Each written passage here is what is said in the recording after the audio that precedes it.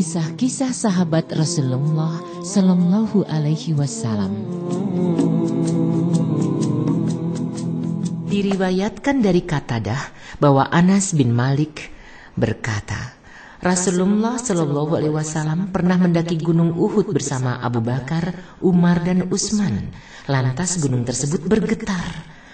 Pada saat itu Rasulullah bersabda, "Tenanglah wahai Uhud." Kalau tidak salah ingat, beliau menghentakkan kakinya padanya. Tidak ada siapa-siapa di atasmu, melainkan hanya seorang nabi, seorang as-siddiq dan 2 orang syahid. Diriwayatkan dari Utsman bin Mauhab, seorang lelaki datang dari Mesir untuk melaksanakan haji. Lantas ia melihat suatu kaum sedang duduk-duduk. Dia bertanya, "Siapa mereka?"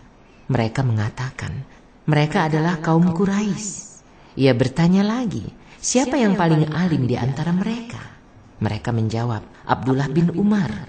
Kemudian dia berkata kepadanya, "Wahai Ibnu Umar, aku ingin bertanya sesuatu kepada Anda, maka tolong dijawab. Apakah Anda tahu bahwa Utsman lari meninggalkan pasukan pada perang Uhud?" Ibnu Umar menjawab, "Benar." Ia kembali bertanya, "Apakah Anda tahu bahwa ia tidak ikut dalam perang Badar?" Dijawab lagi oleh Ibnu Umar, "Benar." Kembali dia bertanya, "Apakah Anda tahu bahwa ia tidak ikut pada baiat Ar-Ridwan?" Ibnu Umar menjawab, "Benar." Lelaki itu pun berkata, "Allahu Akbar." Ibnu Umar berkata, "Kemarilah, aku akan menjelaskan kepadamu tentang permasalahan tersebut. Adapun mengenai larinya beliau dari perang Uhud, sesungguhnya ia telah mendapat ampunan dari Allah. Tentang beliau tidak dapat ikut serta dalam perang Badar karena sedang disibukkan mengurus istri beliau, yakni putri Rasulullah Sallallahu Alaihi Wasallam yang sedang sakit, dan Rasulullah Sallallahu Alaihi Wasallam bersabda kepadanya, 'Sesungguhnya engkau mendapatkan pahala seorang yang ikut serta dalam perang Badar, dan engkau juga mendapatkan bagian pada harta rampasannya.' Adapun ketidakikutsertaan beliau pada baiat Ar-Ridwan, kalaulah sekiranya ada seorang yang lebih terhormat di kota Mekah selain Utsman, tentunya Rasulullah SAW akan menggantikan Utsman dengan orang tersebut.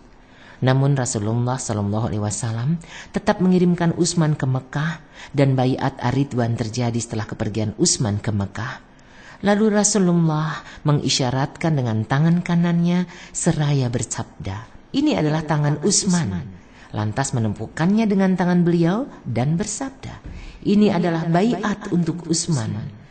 Ibnu Umar berkata kepada lelaki itu, 'Nah, bawalah penjelasan ini, karena sekarang engkau sudah tahu.'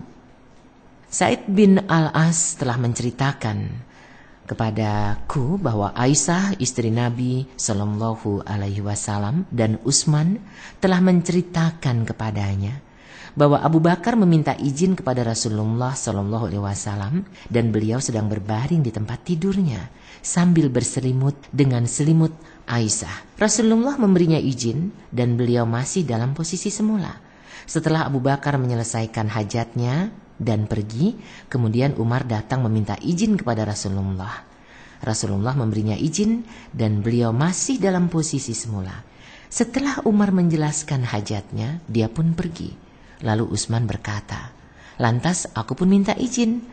Lalu Rasulullah SAW duduk dan bersabda kepada Aisyah, "Ambillah selimutmu."